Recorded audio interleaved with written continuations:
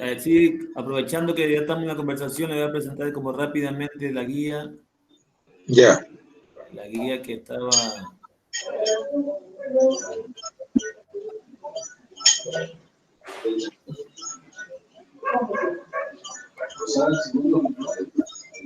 Sí, mire, este de aquí, sí logra ver ahí la... Sí. Lo que estoy compartiendo, ¿no? Sí, sí. Un poco como, esta es una guía de lo que va a ser el proyecto, ¿ya? Entonces, Palenque Marimbero, un encuentro para el aprendizaje, difusión y el emprendimiento desde los saberes afro. Aquí están un poco como les dije, la capacitación, aquí están los talleres que estamos trabajando, ya con diferentes horarios. Y acá está el eje de difusión de la marimba y los saberes.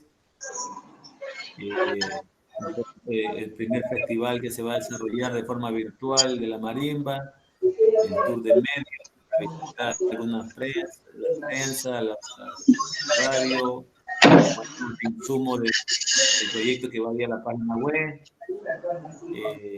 Y el tercer eje que tenía que es emprendimientos culturales, porque aquí no estoy contemplando todavía el eje de investigación, porque ese lo trabajo yo en lo personal. Entonces, estos tres de acá son porque lo he socializado con otros compas en otros temas, ¿no? Por ejemplo, que me van a ayudar en el tema de la plataforma que van a poner y van a manejar la plataforma para el día del festival y cómo poder canalizar también algunas donaciones. Sí, esto lo armé como para mostrarlo a ellos.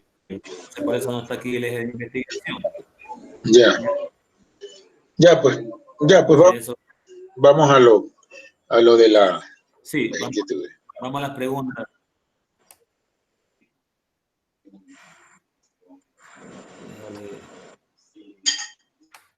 Dejar de compartir, ya.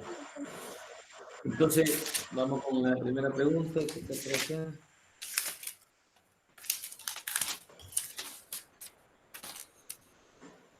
Ya, más o menos, Milimber, le decía, ¿usted conoce algún proyecto de marimba, o sea, que sea financiado por el gobierno central o por los municipios? ¿Algún proyecto de marimba que esté relacionado en la salvaguardia de la marimba o en acciones afirmativas que vaya a favor de la marimba?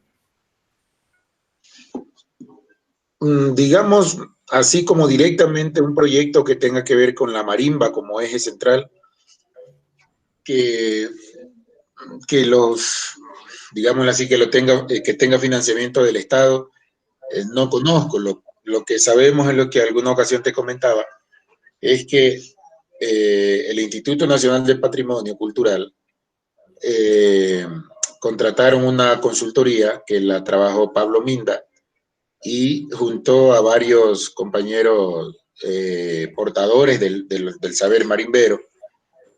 Conozco que estuvo Larry Preciado, me parece que Héctor García, el tocayo Limber Nazareno. Y de ese proceso que se desarrolló, bueno, de hecho también me contactaron por contar con algunos apuntes que hay en el libro verde del maestro Remberto Escobar, donde se habla de la marimba y toda su música. Y ahí se incluyeron algunos artículos del libro, ¿no?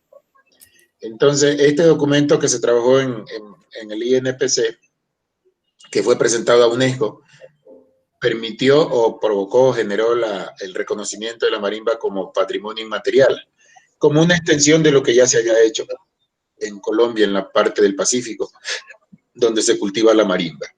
Entonces, esto es lo que conozco de lo institucional.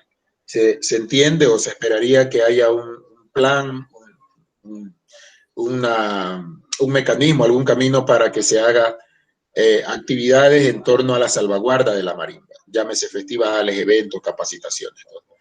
Personalmente, como sabes, yo laboro al interior del municipio de Quito, en la Secretaría de Cultura, y ahí tenemos un taller de música negra, como se le llama. Y lo que yo ahí trabajo es marimba y percusión.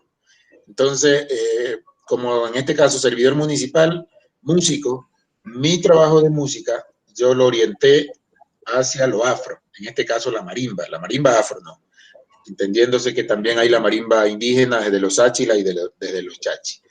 Entonces, en ese proceso en este caso de enseñanza, de capacitación, digamos que se trabaja en torno solo al eje de capacitación y formación. Se ha enseñado música de la marimba y las percusiones que le acompañan, digamos, en la medida del tiempo que también tienen los interesados, porque es una enseñanza no formal, o sea, no es una capacitación o una formación que está sujeta a un régimen escolarizado, ni a un semestre de una universidad, en fin. Entonces nosotros lo hacemos en función también del interés y del tiempo que tiene las personas que participan, incluso gente mestiza. Entonces la gente que viene a estos talleres que tenemos abiertos ahí de manera permanente, aprenden percusión y aprenden los toques de marimba, aprenden del instrumento. Entonces es un proceso que tiene el eje de capacitación netamente. No involucra, por ejemplo, la investigación, que sería importante hacer, que es importante hacerla siempre. También llámese la producción, cómo hacer unas canciones, un disco, en fin, y por supuesto tampoco la difusión, salvo que en algunos eventos que son propios de la institución o de otras iniciativas de parroquias rurales de Quito o a veces incluso de otras provincias que nos invitan. En mayo ya es un año, digamos, cuando se posesionaron las autoridades seccionales, fuimos con el taller a tocar en San Lorenzo, por ejemplo. Entonces hacemos algo de difusión desde el proceso que llevamos acá. Eso lo digo con conocimiento de causa porque yo mismo lo llevo, ¿no? Y la otra cosa que puedo referirte son las clases que a nivel de la academia se están dando con la marimba, ya entendiéndosela como un instrumento necesario para incorporarlo en el lenguaje sonoro ecuatoriano. Ya, entonces, desde la musicología, llamémosle occidental, porque tiene que ver con la marimba temperada o cromática, como la conocemos, hay ya una persona que está dando clase en la Universidad de las Américas, por ejemplo, en la UDLA, Universidad de las Américas. Está dándose clase con la marimba, pero te repito, con la afinación, la escala sonora occidental, es decir, la marimba cromática, la temperada. De igual manera, en lo personal también hace ya bastantes años, hicimos un par de semestres en la San Francisco como talleres de percusión afro, donde también metimos la marimba, en este caso la marimba tradicional. Y otras cosas que hemos hecho así puntualmente de seminarios, talleres, conferencias. Pero lo que sí está ya de manera sostenida 4 semestres es la cátedra o la asignatura, se llama Bases de Instrumentos, en el caso mío, marimba y percusión afroesmeraldeña. ¿Sí? Afroesmeraldeña porque tiene que ver solo con la marimba. ¿Sí? Entonces estamos ya con planes, ojalá ya la situación de salud lo permita, de que en el siguiente semestre ya se involucre la música afro del chota o afrochoteña, que es la bomba, para tener como las dos vertientes de la música afroecuatoriana. Pero en torno a la marimba sí, ya hemos trabajado, ya vamos para el 4º semestre. De hecho, se está enseñando construcción de instrumentos, es decir, la marimba, el bombo, los cununos, asignatura que está dando el maestro Jackson Ayoví de San Lorenzo. Y en mi caso, que estoy dando ya lo que es netamente la música marimbera, con planificaciones metodológicas sobre la marimba tradicional, o sea, lo que es la afinación tradicional de nuestra marimba esmeraldeña, contando con marimbas construidas por 4 maestros distintos.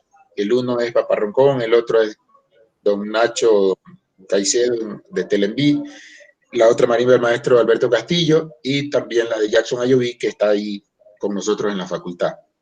Entonces, institucionalmente se aprobó esta carrera de música como parte de la Facultad de Arte y tiene una mirada, o más bien tiene una premisa de que se trabaje la música ecuatoriana en general. De modo que ahí tenemos los compañeros que dan guitarra quiteña, que dan instrumentos andinos, que dan canto lírico también, un poco en torno a la música ecuatoriana. y otras asignaturas que ya son más de la música universal, música lírica, música sinfónica. Pero en ese contexto de la música ecuatoriana entra la música afro, ¿verdad? Afroecuatoriana. En el caso mío, la vertiente es la música afroesmeraldeña con la marimba y esperamos que pronto ya tener la música afrochoteña con la bomba.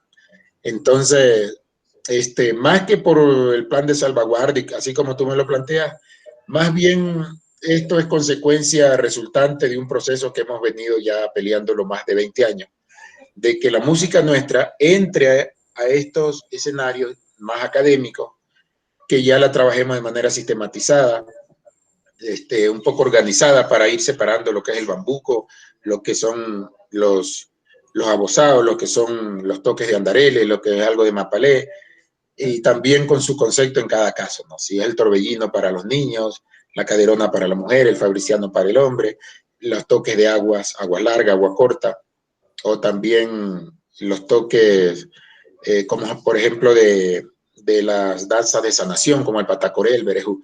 En definitiva, como quien dice, ya poniendo en orden todo lo que hemos aprendido por tradición oral y que lo tenemos en la memoria colectiva. Entonces, me parece que ese es un punto favorable, más allá de cualquier declaración y más allá de cualquier plan de salvaguarda. Esto es como algo que viene caminando por la lucha que hemos llevado para que la música entre ya al debate de lo académico con una sistematización ya más óptima, más en orden, y que el estudiante afro, mestizo, serrano, costeño que acceda a este instrumento, lo conozca, lo desarrolle, produzca la música, incluso escriba la música, porque estamos escribiendo las canciones, de modo que me refiero a escribiéndola musicalmente, no decía en partitura, de modo que quede también un archivo digital y escrito, impreso para las nuevas generaciones, de modo que ya la música esté como exista, en una suerte de bibliografía musical,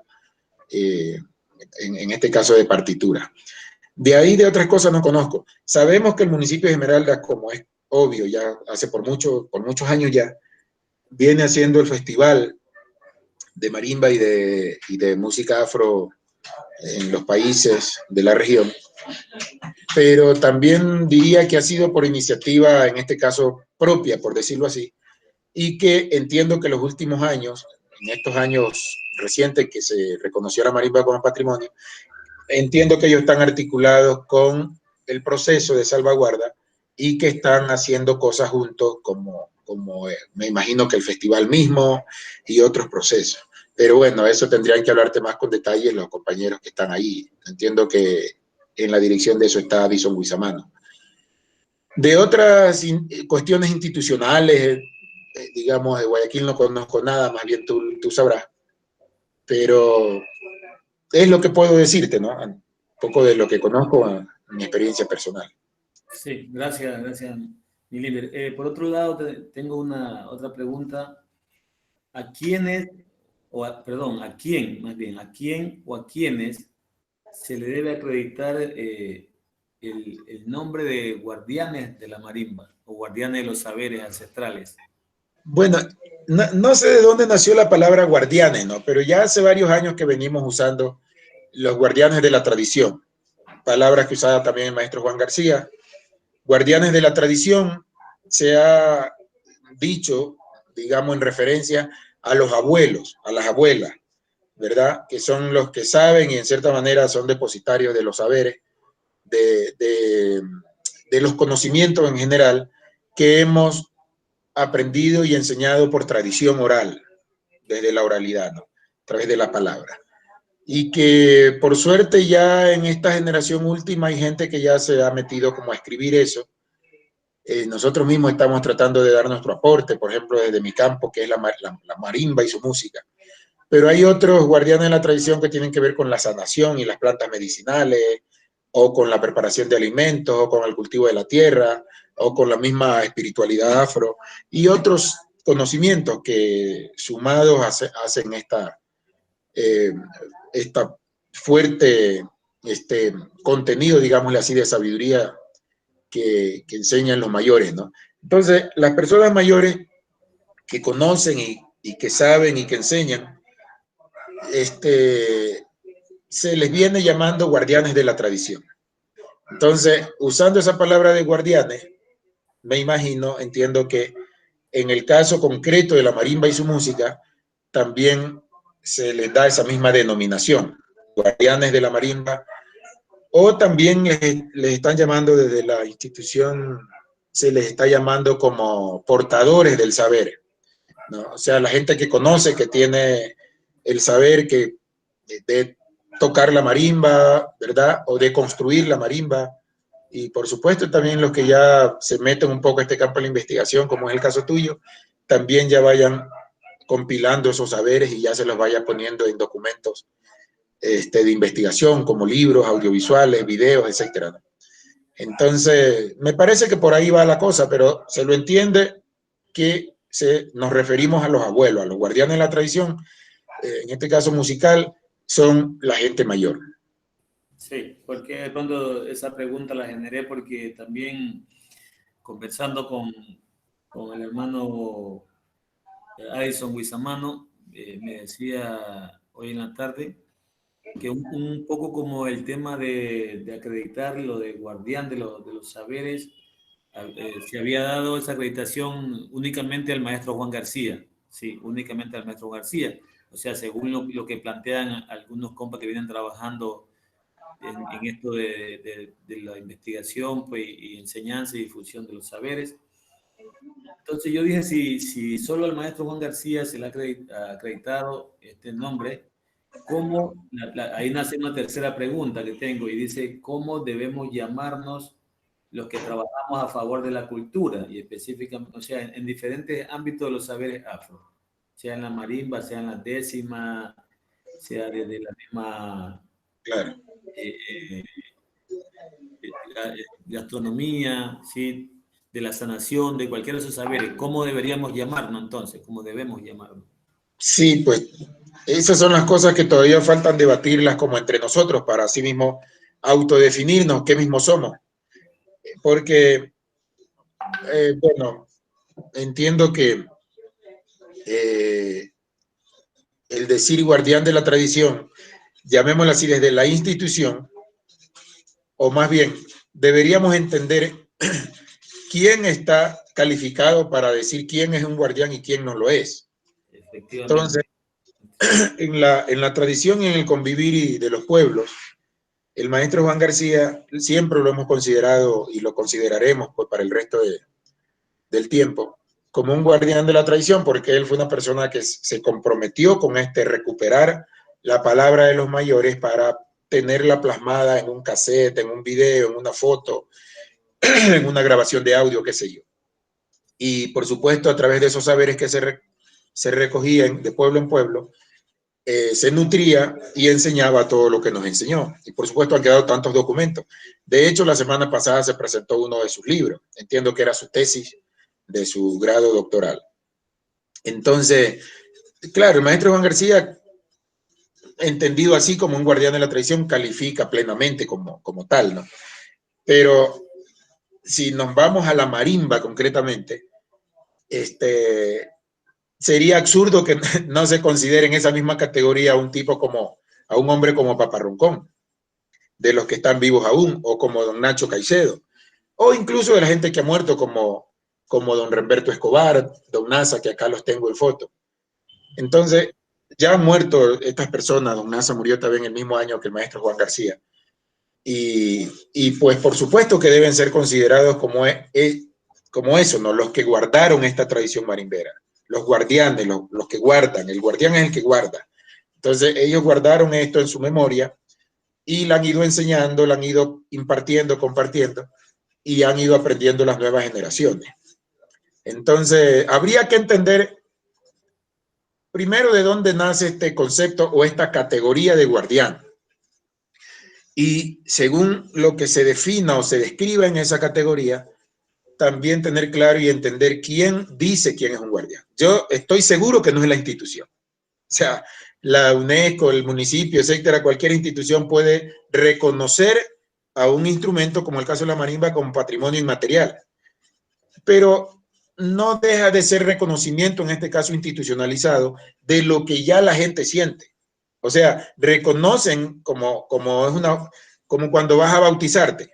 O sea, ya tu papá, tu mamá tienen escogido a su padrino y a su madrina y saben que son, como se dice, compadre. Esto es una tradición del catolicismo y tiene que ver. Pero no te reconocen todavía bautizado o padrino o madrina o ahijado o ahijada hasta que el curita no te eche el agua. Entonces como que se crean estas categorías, estas cuestiones institucionalizadas que son los que determinan quién está bautizado y quién no está bautizado. O sea, digamos así, está concebido más que todo desde la hegemonía del poder. Entonces, claro, en un escenario quien tiene el poder es la institución. Y finalmente, Orlin Quiñones o Guisamano o Larry, cualquiera, como persona queda relegado porque la institución tiene el poder, el micrófono, ¿no? Entonces, eso es oficial, se dice. Lo oficial es lo que la institución dice. O como quien estudia una carrera, toda la carrera, y de pronto no te dicen doctor porque todavía no te ponen la capa y la vaina esa. Es decir, hasta que la institución no te consagre con la capa, aunque tú ya estudiaste toda tu carrera y aprendiste todo, no te dicen doctor hasta que no te ponen la capa. O no te dicen ahijado hasta que no te echan el agua bendita. Y así mismo es acá. Entonces, finalmente, la gente, el pueblo, la comunidad, son los que tienen que determinar a quién se le da una categoría de tal manera. Porque tampoco las cosas son de las instituciones. Las instituciones son herramientas que deben acompañar los procesos, como debe ser. Si hay una institución comprometida, es como debe ser. O sea, la institución no es el protagonista. La institución tiene que acompañar a los protagonistas. Como un comentario en términos generales en todos los aspectos. Entonces, si dicen que el maestro Juan García es guardián de la tradición, nadie va a discutir y estamos todos plenamente de acuerdo. Pero en el tema cultura general, digamos, afrodescendiente, son tantos temas que el maestro Juan trabajó. Y cuando te metes a cada tema en particular, como en este caso la marimba, es absurdo pensar que no haya guardado la marimba como un guardián, como un depositario de los saberes, de la música y todo, un hombre como Guillermo Ayoví, Taparroncón, o te nombro a don Nacho, o al mismo don Nasa, o a Remberto Escobar, o a la Catalina Mina, o a otros que han muerto, o sea, ellos son guardianes de la tradición, como se los ha dicho, ¿no? Si ellos son portadores del saber. Ahora, lo que tú me preguntas con respecto, llamémosle así, de las generaciones nuevas que van atrás trabajando esto, desde la música, la danza, etcétera. Como te digo, habría que ver qué califica para esa categoría. Porque en el caso de tuyo, la generación de nosotros, lo que seríamos somos portadores de ese saber, portamos ese saber, como también se está usando esa palabra. Entonces, bueno, ya habrá la oportunidad de determinar qué es un portador del saber, qué es un guardián de la tradición, qué es bueno, todas las categorías que se van dando, ¿no? Sí, correcto. Gracias. Gracias, mi líder. Tengo otra pregunta. ¿Qué usted creería que debemos hacer para conservar el patrimonio de la marimba? O sea, ¿qué deberíamos hacer nosotros como o sea, de estos saberes? Nosotros como personas, individuos, en la medida de que nos enamoramos de esto, lo que debemos hacer es lo mismo que hemos hecho siempre. O sea, seguir empeñados en visibilizar, en poner en alto relieve lo que es la marimba y su música y todo lo que representa. Desde, como ahora tú estás metido en la investigación, pasando por la capacitación y formación cierta, porque también la gente enseña un poco al desorden, como quien dice, cada uno enseña a su manera. Ya eso, organizarlo y ponernos todos de acuerdo con los conceptos, con los temas, con los subtemas, con las metodologías. Así como capacitar, también producir coreografías, música, cantos nuevos, o sea, que no nos quedemos con las simples 20 canciones que se tocan en la marimba tradicional. Y, por supuesto, participar en las difusiones o circulación de los productos culturales. Eso vamos a seguir haciendo. Y más gente retrocede 20, 25, 30 años atrás que tú estabas por San Lorenzo. ¿Cuánta gente era afín a esto? Ahora es como que la marimba se puso de moda y toda la gente afro se identifica y a la final a veces no saben dónde cantó el gallo, como dice Papá Roncón, pero ya esto se convirtió en un elemento de identidad. Entonces la gente afro en cualquier parte que esté, en las 24 provincias del Ecuador, se identifica con su marimba y con esto que ya se la reconoce como patrimonio, que ya sale un video por ahí, que ya se graba un disco por acá, que empieza a meterse un poco la institucionalidad, el municipio, en fin, entonces como que empieza a reflotar. Ahora, si la institución es para servicio público, así como da servicio en educación, en agua potable, en adoquines, en obra, en lo de aquí, en lo de acá, tiene que entenderse que el dinero que está en la planificación anual o de conforme planifique cada institución, que se dice área cultural o Secretaría de Cultura o Dirección de Cultura o lo que sea, tiene que ser invertido para tal cosa, o sea, para el fomento a la cultura. Y fomentar quiere decir poner abono a las semillas, poner abono, hacer crecer, cultivarlo, cuidarlo y hacerlo florecer y hacerlo que dé frutos. Pero lamentablemente en las instituciones los recursos que se ponen para cultura se los destina para el show, para la farándula, para la fiesta de la parroquia o del cantón o de la provincia. Entonces, eso también son fenómenos culturales, pero la intención no es el espectáculo en sí. Para eso deberían tener otros recursos.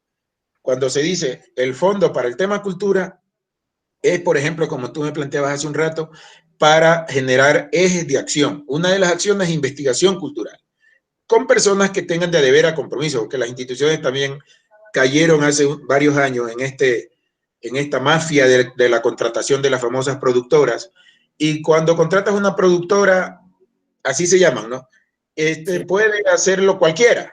O sea, gente que no sabe ni en qué, que me ha pasado y siempre lo cuento, que me llaman porque me contrató no sé qué ministerio para hacer una investigación en no sé qué recinto de no sé qué río.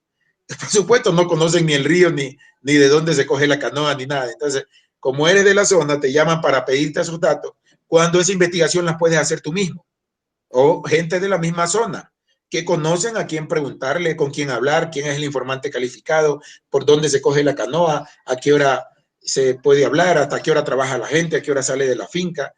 Pero contratan gente del centro, o sea, vuelve el dinero de esas famosas consultorías y de esa famosa productora al centro, o sea, a Quito. Y ni siquiera diríamos a cualquiera de Quito, sino a las mafias que están inquistadas como productoras en las instituciones. Entonces, ese es otro problema que no solo a nosotros, sino también a la música andina, a las culturas montubias, a la cultura de los pueblos en general, nos afecta porque se sigue diciendo en el discurso, hemos destinado tantos números, tantos montos, tantos dígitos para la cultura, pero resulta que ese fomento no dinamiza la economía de los actores culturales, que es también una categoría que podríamos usarla a propósito de la pregunta anterior. Nosotros somos actores culturales que estamos actuando. Actor es actuar. El que es actor es el que actúa. Entonces nosotros estamos actuando en la música, en la danza, somos actores culturales. Para el caso nuestro, en la línea afro, más que todo la música de marimba y la danza. Entonces, la gente que está actuando en una determinada campo de acción tiene que tener la oportunidad también de participar en una consultoría, en una investigación, en lo que corresponda. ¿Para qué? Para que el producto resultante de esa consultoría, de esa investigación o de ese proceso, sea lo más fiel posible a lo que se necesita. Porque nos pasa, Chuti, cada vez nos rascamos la cabeza, que nos ponen a hacer cosas nuestras a personas que no saben dónde está tu pueblo, peor dónde está la gente, o con quién hablar. Entonces también pasa que cuando alguien hace una investigación en torno a la música de marimba, el único referente es Papá Roncón, porque lo tienen en los medios. Cuando hay tantos otros referentes, o sea, se te nutre de Papá Roncón, perfecto, porque también es uno de los símbolos importantes. pero no sabe dónde está don Nacho, que sigue haciendo marimba, o dónde está doña Crisanta de San Lorenzo, o los nuevos como Grimio, como Jackson, o si vas a Esmeralda, el depositario de la música antigua que tuvo la suerte porque es hijo de Petita Palma y desde niño está cerca de los viejos marimberos como Alberto Castillo. En la ciudad de Esmeralda uno de los que más sabe de marimba. Entonces, no se tiene esa chance, esa oportunidad, porque lamentablemente las instituciones funcionan con unas normas que evidentemente desplazan al actor comunitario, al protagonista propio, llamémosle así, del fenómeno. Entonces, ¿qué debemos hacer? Seguir incidiendo en que las instituciones pongan a las personas calificadas, como ahorita está Guizamano en el municipio de Esmeralda. Entiendo que está el tocayo Limber Nazareno en el municipio de Muisne. En el caso de la Facultad de Arte que tenemos en la carrera de música afro, pudimos conseguir que entre Jackson Ayoví. Entonces tú tienes garantías ahí. El estudiante que va a meterse a estudiar eso va a conocer de mano propia, de mano cierta, de primera mano, ¿verdad? Entonces ojalá, bueno, después de Jackson o después de Limber, el que venga, o sea también de la actoría nuestra, para que el proceso no se rompa. Pero en la Facultad de Arte en la Universidad de las Artes en Guayaquil entiendo que están enseñando marimba, pero hasta ahorita no sé quién. O sea, ustedes no están involucrados, ni tú, ni ¿cómo se llama? Ni Ben, ni Carlos, ni nadie que está en la marimba. Por ahí los visitan y le hacen alguna entrevista y tal, pero se supone que la Universidad de las Artes está enseñando marimba. Entonces, esas cosas son las que nos rompen. ¿Y qué tenemos que hacer? Seguir jodiendo y seguir ejerciendo derechos para que desde lo institucional, que se ejecuta dinero público, que se supone que es del Estado, el Estado somos todos, nos den también actoría y participación para que la comunidad comprometida, como somos todos nosotros, con lo institucional, juntos, porque uno tiene el recurso económico, el otro tiene el recurso del conocimiento, enrumben al mejor fruto, a la mejor luz que nos pueda permitir el conocer esos saberes, no solo en el caso de la marimba, sino en todos los saberes de la tradición oral, que de lo que empezamos hablando con esto de los guardianes de la tradición, particularmente en el tema de la música y las artes marimberas, de modo que cada vez sea de mayor impacto, de mayor fomento, de mayor inversión. Es lo que se me ocurre en esto que nos apasiona, ¿no?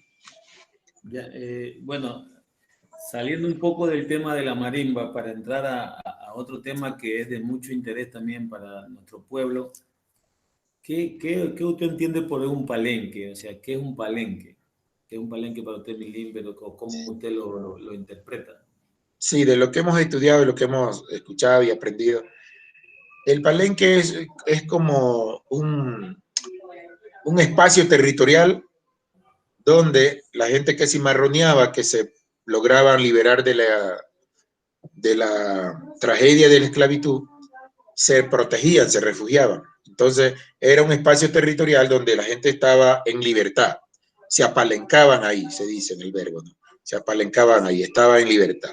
Nuestro palenque más cercano es liderado por el comandante Antón en nuestra costa del Pacífico, entre Panamá y lo que ahora es Ecuador. Por supuesto, en ese tiempo no había países, y es este corredor biodiverso del Chocó, que se dice, donde la gente que se liberaba se refugió ahí y lo hicieron suyo. Entonces ese palenque se entiende, se genera un espacio territorial de libertad, con cultura propia, con gobernanza propia, con procesos propios, incluso donde llegaban y se protegían la gente que lograban liberarse de la esclavitud.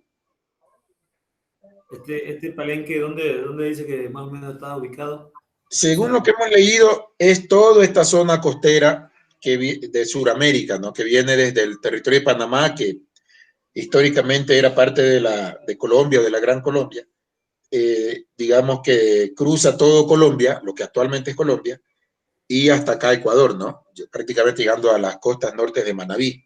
Esta zona se le llama Corredor Biodiverso del Chocó, que tiene que ver con la diversidad, en este caso biológica o zoológica o botánica, que ahí se desarrolla.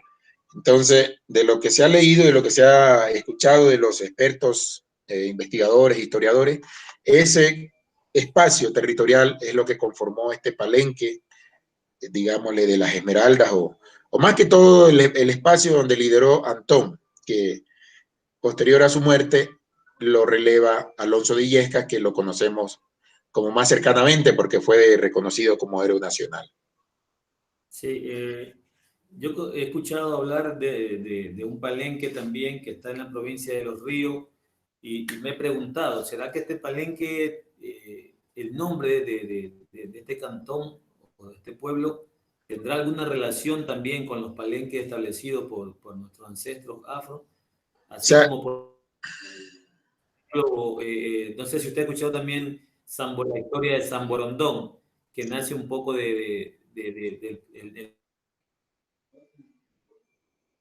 viene de San Borondón, ¿sí? Entonces, así mismo como San Borondón, ¿será que este palenque de la provincia de Los Ríos también tiene alguna relación sí, con este yo he afro? escuchado también algunas cosas, no oficialmente, pero más que todo por el nombre, probablemente debe responder a la misma lógica, pero es lo que hace falta investigar, pues lo que hace falta conocer, de pronto ir y saber de los orígenes de la gente, las primeras familias de esos territorios, de esos pueblos.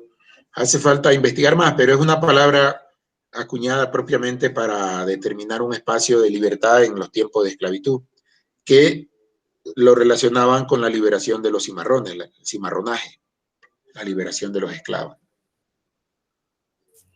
Bien, gracias.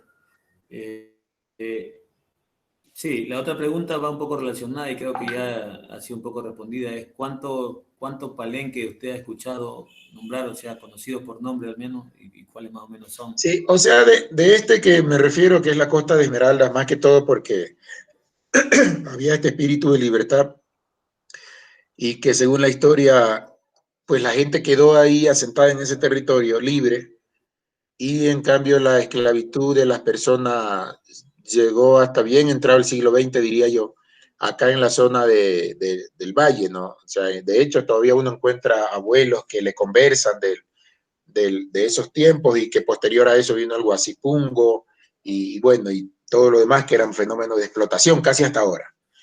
Pero así como Palenque, digamos que ese es lo que podría referirme porque es de lo que hemos oído. Pero hay territorios de asentamientos afrodescendientes, bueno, como se conoce en todo el Valle del Chota y la cuenca del río Mira, la Concepción, que más responden a la lógica de las haciendas de estos hacendados terratenientes.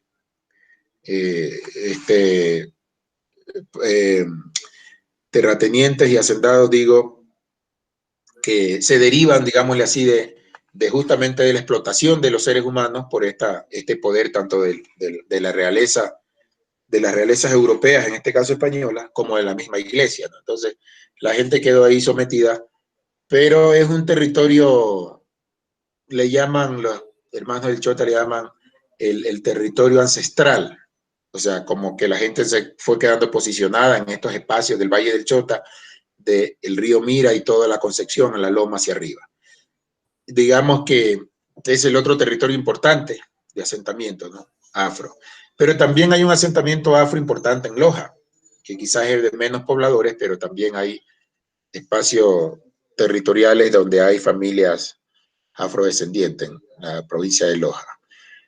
Y de lo que entendemos también en toda la zona de Guayaquil habían familias originalmente fundadoras de esos territorios, de esas ciudades, de 2 siglos atrás que se fue fundando la República y se fueron estableciendo nuestras ciudades.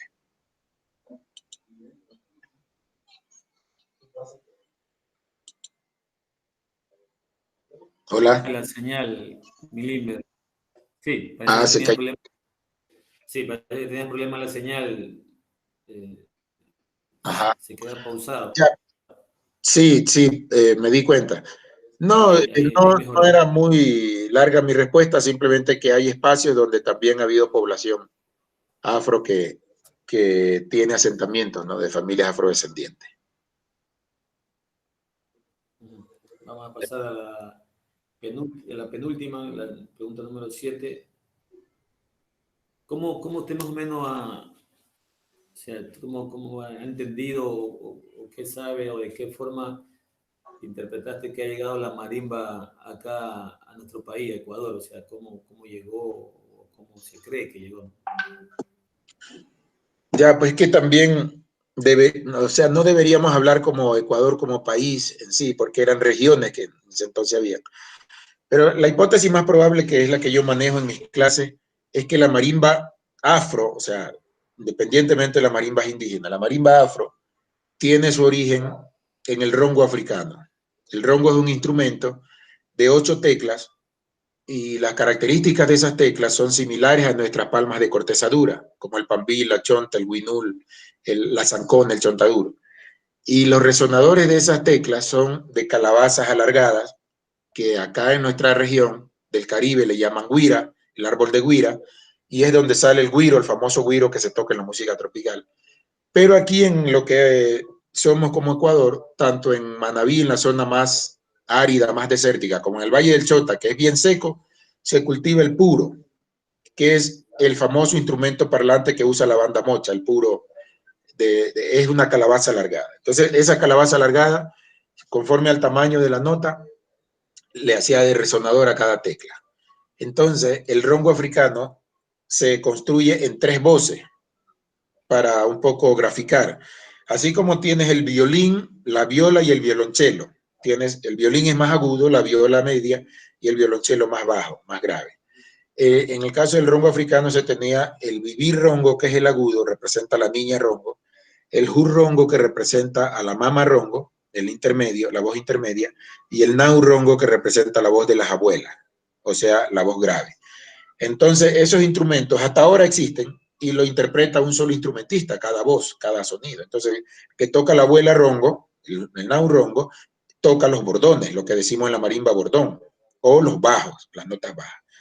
La parte intermedia toca los acompañamientos armónicos, como en todas las músicas, y la parte aguda es la que repica en lo que decimos nosotros el tiple de la marimba.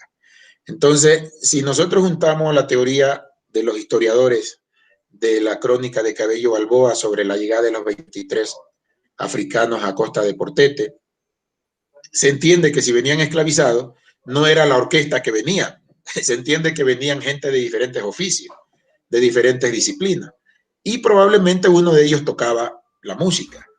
Entonces, yo soy el que manejo esta hipótesis y la hablábamos en alguna ocasión con Alberto Castillo, con la gente de Esmeralda, que es probable que este músico en esa sola marimba juntó las 3 voces de lo que en su memoria, en su sentimiento, traía como sonoridad de su instrumento lejano, en este caso africano. Y probablemente ahí nace la marimba que conocemos reglamentaria, decía el maestro Remberto Escobar, de 24 tablas. O sea, los viejos hacen la marimba de 24 tablas y decían o dicen hasta ahora, no se puede tocar en una marimba de menos teclas, porque reglamentariamente eso era lo que te permitía tocar el bordón, los bajos y los agudos, los tiples. Entonces, digo, chuta, es difícil tener evidencias de esa instrumentación, pero lo más probable, por la sonoridad de chonta, de la madera, del pambil y los resonadores que ya acá en la zona tropical, húmeda tropical de Esmeralda, no se tenían los calabazos, por lo menos alargados, no para esta sonoridad, sino la caña guadúa se la reemplazó y se convirtió en los resonadores de la marimba tradicional de nosotros, de 24 teclas, donde ya tú puedes sentir notas agudas del vivir rongo, notas intermedias del jurrongo y notas graves del nau rongo. Esa es como una opción, una hipótesis, una posibilidad, pero que tiene un poco de lógica por la sonoridad del instrumento y por la característica de construcción. Entonces, en esta región del Pacífico, que ahora somos Ecuador para el sur y Colombia para el norte, toda esta región del Pacífico, de Buenaventura hasta acá Esmeralda, y pasando por todo, ¿no? Tumaco, San Lorenzo, Limones, etcétera, se toca esta marimba reglamentaria de 24 tablas, con madera, palmas de corteza dura de los teclados y resonadores de caña guadúa. Entonces, en toda esta región se desarrolló esta marimba particularmente. Por eso es que me apego a que lo más probable es que ese sea su origen. Su ancestro más probable es el rongo africano. De ahí que paralelamente, por compartir la misma selva, los chachis en el río Cayapa, y los Sáchilas acá en Santo Domingo, que prácticamente somos la misma selva, a lo mejor paralelamente ellos desarrollaron su propio instrumento, construido en este caso de madera, de palmas de corteza dura. O sea, no digo una sola porque se utilizan varias, ¿no? El pambí, la chonta, la zancón, etcétera, pero en definitiva palmas de corteza dura con guadúa, y más que todo porque ellos no tocan la música nuestra, ellos tocan su propia música. Entonces, podría ser que adaptaron el instrumento, lo adoptaron, lo domesticaron, y empezaron en ese instrumento a entonar sus propios cantos. Los Sáchilas tocan al matrimonio, tocan a la cacería, tocan al agua. Lo mismo que los chachis, digamos, diferente a los chachis en realidad, porque los chachis también tocan el panchanduto, hacen toques de carambas, de agua, tocan también al matrimonio, al nacer, al morir, desde su lenguaje y desde su expresión, que es más introvertida, como es lo indígena siempre más introvertido, lo afro siempre más extrovertido. Entonces, como que cada cultura fue desarrollando el instrumento con sus propios cantos, sus propios sentires y sus propias tradiciones. Entonces, es posible que capaz paralelamente se desarrollaron los instrumentos o que ellos ya antes de la llegada del pueblo africano tenían sus instrumentos o que cuando los negros empezaron a construir sus instrumentos ellos imitaron e hicieron. Es decir, todo es posible, pero no se puede decir con certeza el origen le pertenezca a un solo pueblo. Entonces, yo por lo menos soy de los que sigo manejando mi marimba afro y entendiendo a la marimba chachi como en su propio andarivel, y la marimba sáchila, por supuesto. Entonces, tienen otras formas de afinar, otras formas de tocar y de cantar. Pero con respecto a la marimba nuestra que hemos cultivado en Esmeralda, la gente afro que está en Guayaquil, o ahora yo mismo que estoy en Quito, en cualquier parte que estemos, la concibo como que su ancestro más cercano y más posible, por un montón de razones, es el rongo africano, de donde se deriva la marimba reglamentaria de 24 tablas, con su tiple, su voz intermedia y su bordón, que responden a las 3 voces que tiene el rongo africano hasta ahora, ¿no? Sí, sí. Más o menos para entrar también en el ámbito de la educación, un tema muy importante que se ha venido trabajando desde hace mucho tiempo, como es el tema de etnoeducación, ¿no? ¿Cómo usted cree que podría participar la marimba dentro de este proyecto de etnoeducación? Ya, bueno, digamos que ya estamos participando. O sea, personalmente la palabra etnoeducación nunca me ha convencido, nunca me ha gustado, ¿no? Pero ese es el nombre que se le ha dado a esta educación que nosotros pretendemos involucre nuestros saberes, nuestros conocimientos. Desde los pueblos y nacionalidades indígenas, ellos han peleado políticamente, y bueno, desde hace muchos años tienen la Dirección de Educación Intercultural Bilingüe, por darle un nombre, porque también no hay solo 2 idiomas, como el quichua y en este caso el castellano, sino que también hay el shuar, el achuara, el cofán, hay un montón, el siapidara, el siapalá, que es de nuestros indígenas chachi. O sea, hay bastantes idiomas, no se podría decir bilingüe, sino multilingüe o plurilingüe. Pero ellos le han dado esos nombres que tienen peso simbólico y han manejado desde lo institucional lo que se llama la Dirección Intercultural Bilingüe, donde enseñan, supongo, quichua y tienen esa mirada de que el niño reciba la clase de su propia cultura, ya el que está en lo quichua, el que está en los achuares, en la provincia de Pastaza, reciba en su lengua achuar, etc. Entonces, algo similar se trata también la etnoeducación, en este caso afro. Entonces, se le puso esa palabra etno, la verdad no sé de dónde salió, y educación. Entonces otros le llaman educación propia o educación intercultural, o en fin. Ya, el nombre habrá que seguirlo debatiendo.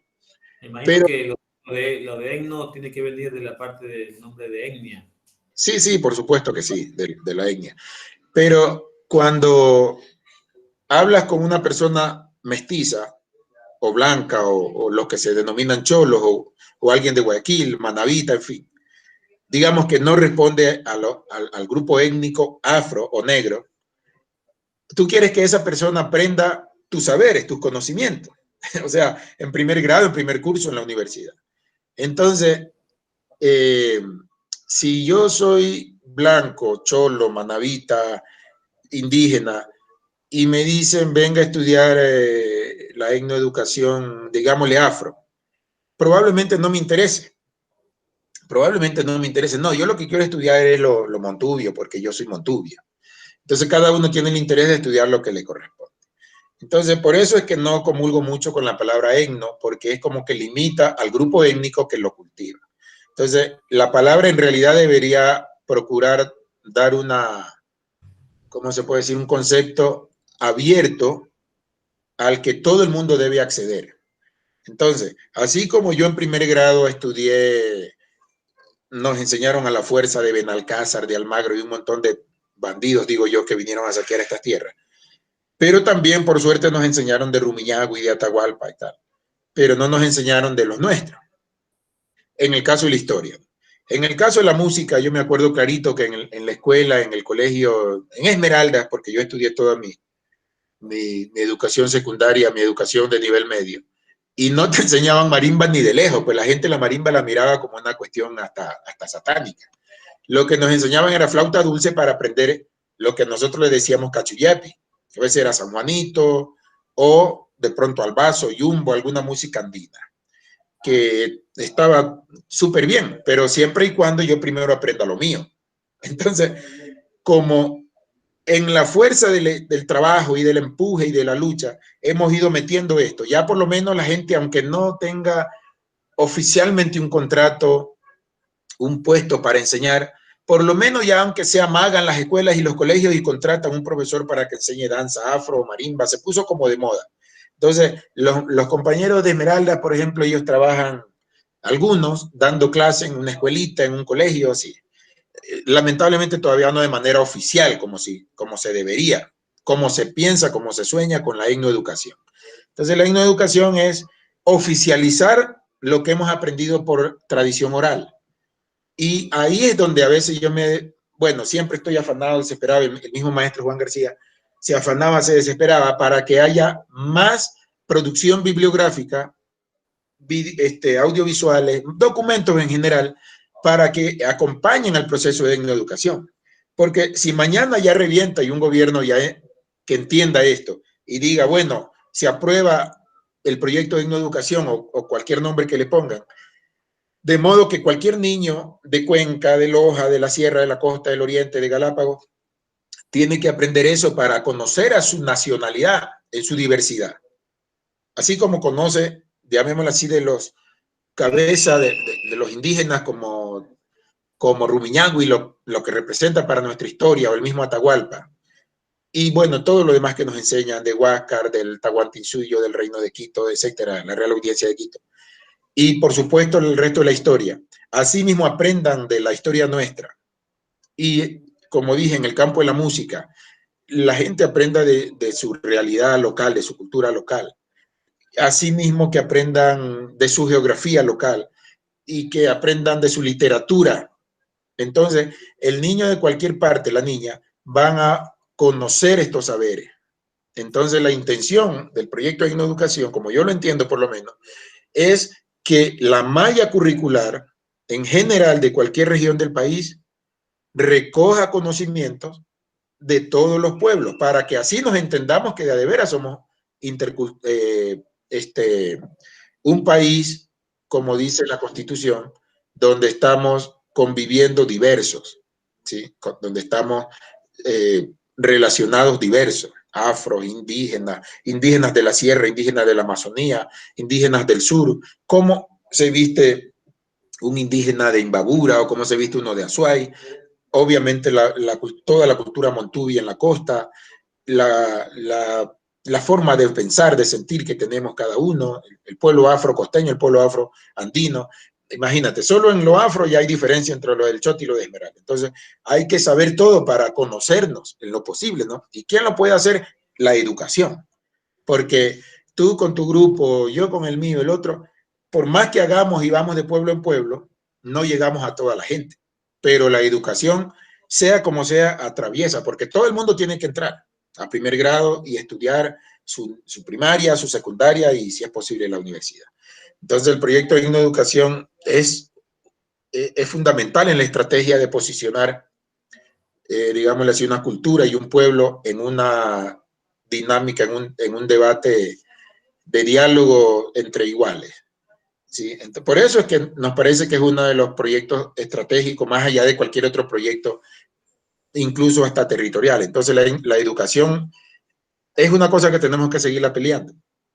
Ojalá que hubiera más espacios de debate para poner a discutir esto de EGNO, porque lo de EGNO precisamente limita al otro.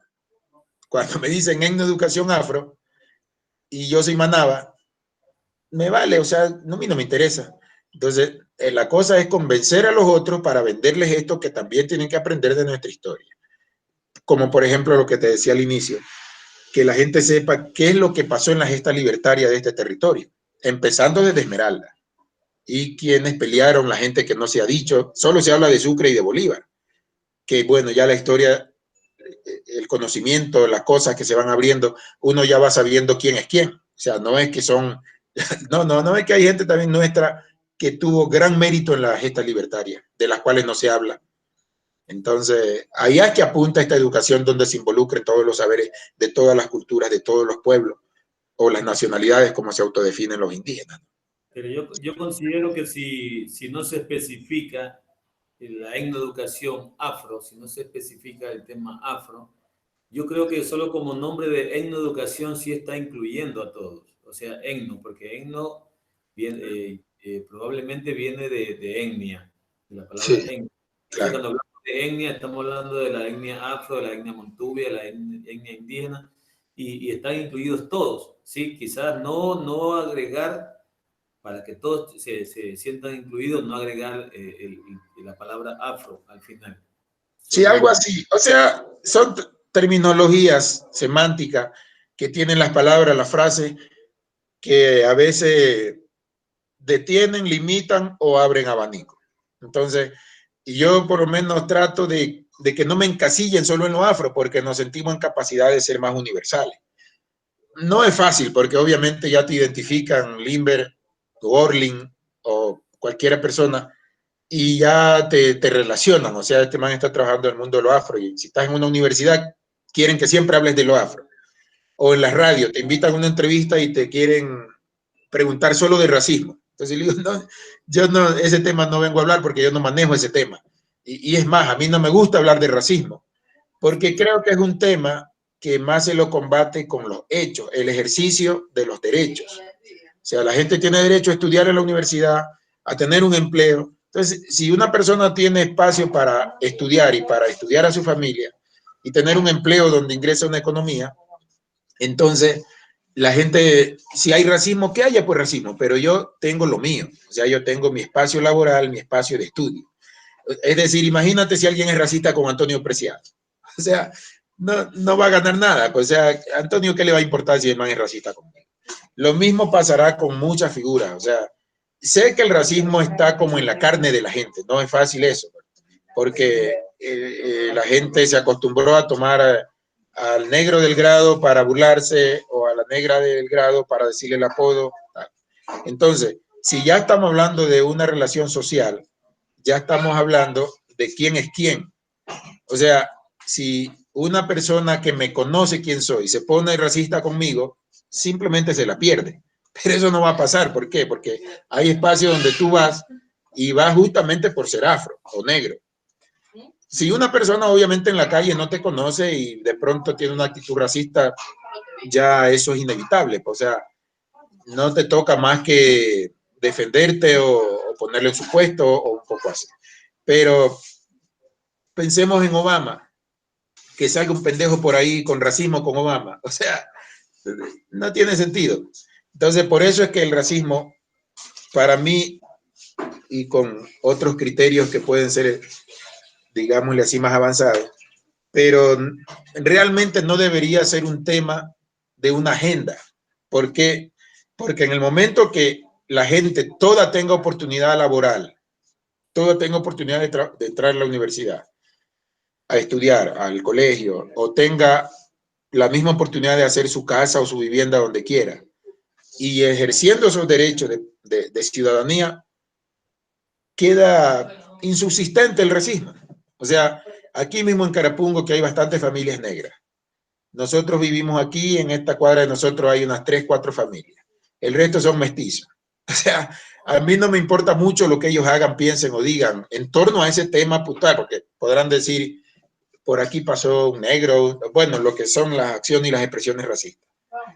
Pero difícilmente van a meterse con nosotros en ese sentido, porque ellos ya saben quiénes somos. Es más bien quieren que uno a veces lidere cosas. Entonces, como quien dice, el racismo se lo combate o se lo debe combatir con el ejercicio de los derechos. O sea, hay que apuntarle más al fenómeno de que la gente tenga el derecho al estudio y al empleo. Es decir, si yo ya tengo mi trabajo, si tú eres racista, tú verás. No ves que los dos estamos como dentro del municipio. A mis espaldas yo no sé qué dirán, pero te aseguro, porque uno también percibe, que conmigo no tocan el tema del racismo. O sea, finalmente yo, como tengo mi forma de ser, no, como quien dice, no he dado chance para que nadie, ni siquiera me hagan una broma. O sea, yo tampoco le hago broma a nadie. Entonces, no podrían conmigo tener una actitud racista, porque simplemente quedan mal. Digamos, no cabe. Yo finalmente soy Limber Valencia y tengo como una representatividad y tengo una trayectoria y tengo un camino y soy músico además. Ni nadie de una oficina podría meterse conmigo en ese sentido. O sea, es como que está fuera de lugar. Lo mismo que con una compañera indígena que trabaja ahí, el tema de territorio. Es como que tenemos un valor agregado, ¿me entiendes? Al interior de ese espacio. O sea, es como que ellos son del montón, o sea, son los mestizos que están amontonados. Y digamos, obviamente hay gente muy valiosa, ¿no? Por supuesto. Pero nosotros representamos una identidad. Esa es la diferencia. Al interior de lo institucional, cuando ya saben quién es Orlin Montaño, entonces ya nadie va a meterse con la persona desde el punto de vista étnico, ¿sí? Porque ven como la categoría que representa, como se dice, la obra de Orlin Montaño, la palabra, la trayectoria, por supuesto. Es decir, ya no fue el negrito que va pasando por la esquina que lo tratan como le da la gana sin saber quién es. Porque puede seguir pasando, porque nadie sabe quién es uno, ¿no? Pero en el espacio que ya te conocen, que ya uno está desarrollándose, en el caso laboral, en el caso educativo, en la universidad, chuta, en la universidad, por supuesto, nosotros nos ven como lo importante, porque la carrera apunta a eso. O sea, no solo lo afro, sino la música andina, como te digo, la música, digamos, mestiza. Entonces, por eso es que lo del racismo se lo debe trabajar desde el ejercicio del derecho. Y cuando ya tienes el derecho al estudio, al empleo, al espacio, incluso a la comunicación, eso queda insubsistente, o sea, queda fuera de lugar el que se mete con eso. Esa es como pienso yo y como trato de trabajarlo, ¿no? Por supuesto que estamos en un medio, en un ambiente que tienes que también subsanarlo, defender a gente que a veces lo atropella a la policía, defender las causas como de Michael Arce, como del muchacho que asesinó el policía en mascarilla, y meter, porque yo sé que son acciones producto del sentir racista, del sentir xenófobo, del odio al otro, al desconocido. Pero ya, pues son temas que hay que tenerlos presentes, pero también hay lo otro, ¿no? Esa es la cosa. Ya, bien, Milenio, muchas gracias. Para cerrar un poco ya una pregunta que es como más del sentir propio suyo, ¿no? ¿Qué es la marimba para usted? Para usted, como Limber Valencia. ¿Qué es la marimba? O sea, ya pondré, a ver. Bueno, la marimba, partamos diciendo que es un instrumento, ¿no? Bastante completo porque es melódico, armónico y rítmico. Pero cuando decimos la marimba y el peso simbólico que tiene la palabra y el instrumento, lo considero que es un elemento de gran peso simbólico en la expresión cultural de todo un pueblo. En la manifestación cultural, que es lo espontáneo que nace en el pueblo, en la comunidad, en las cosas cotidianas, y también en la representación cultural que hemos llevado gente como Orlin Montaño, como los Metálicos, como Paparroncón, como los grupos en general, Holgorio, etcétera, Petita Palma, por supuesto, Paparroncón. Entonces, esa representación cultural se ha fundamentado en la marimba, en el instrumento marimba. ¿Sí? Entonces, tiene, como te digo, un gran peso simbólico y va más allá de una mirada meramente folclórica, alegórica, novelera, como a veces somos, como a veces es la gente, sino que es un instrumento que tiene, ¿cómo te puedo decir?, una connotación histórica desde lo político, porque probablemente como los tambores, como la palabra, fueron los elementos que acompañaron al cimarronaje. Entonces, en los procesos de cimarronaje y de liberación de la esclavitud, tienen mucho peso los instrumentos que se preservaron en la memoria colectiva, que quizás en sus tiempos de libertad o de sosiego, en los palenques territoriales, en los lugares, se fue reproduciendo con los elementos que se tenían a la mano, como hemos dicho, ¿no? El pambí, la caña guadúa. De modo que se siguió tocando acompañando los procesos de cimarronaje y de liberación. Por eso es que yo trato de estar ligado a los procesos de los movimientos sociales, del movimiento de mujeres, de la Federación Afro, de la CNA, de la otra organización, cada cual, porque es como un instrumento que acompaña a sus luchas libertarias. Entonces, no es una poca cosa como de pronto, incluso a veces hasta la misma gente negra la pueda ver o sentir, como si es algo así nomás de tocar y bailar y viva la fiesta. No, es una cosa que tiene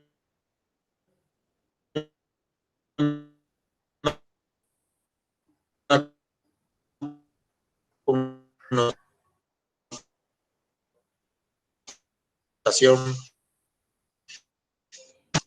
en lo que conversábamos, en la producción de elementos culturales, en la circulación de productos culturales, en la investigación musicológica, en la enseñanza, en la capacitación, en la fuerza de la identidad que pueda tener una persona que se autodefina como afrodescendiente o como negro o como afroesmeraldeño o afroecuatoriano. Entonces la marimba va mucho más allá de un instrumento que lo vemos ahí como algo vacío, ¿no? La marimba es algo que está lleno, que tiene un gran peso como te digo, simbólico, de recoger los conocimientos, de ser depositaria de saberes y de acompañar las luchas de liberación que hasta ahora llevamos porque la gente todavía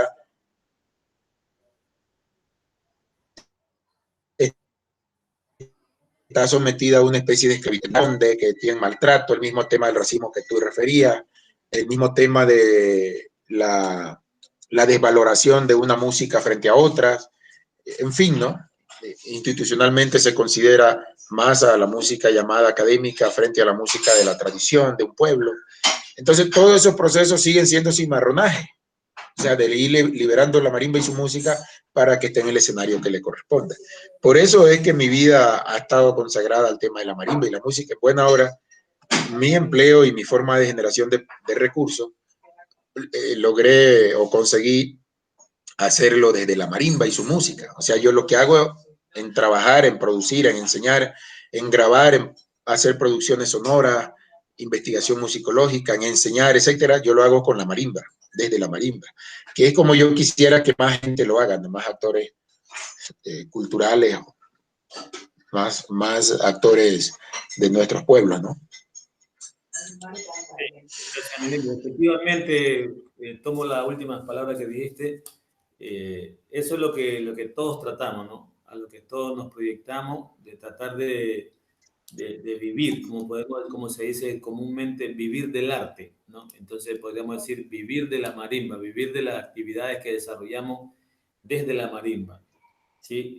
Ese creo que es una de las principales propuestas que tuve de que inicié esta maestría y siempre me hacía esa pregunta. Decía yo, ¿por qué mi trabajo remunerado tiene que ser el de la profesión de cultura física y no el de profesor de marimba? Ya. Entonces, porque hago... Sí, o sea, esa parte esa parte es lo que apuntamos a hacer, una alternativa ocupacional de un poblador, de un miembro de un pueblo. Una alternativa ocupacional pensando en que eso genere un salario, un ingreso, generación de economía para la familia.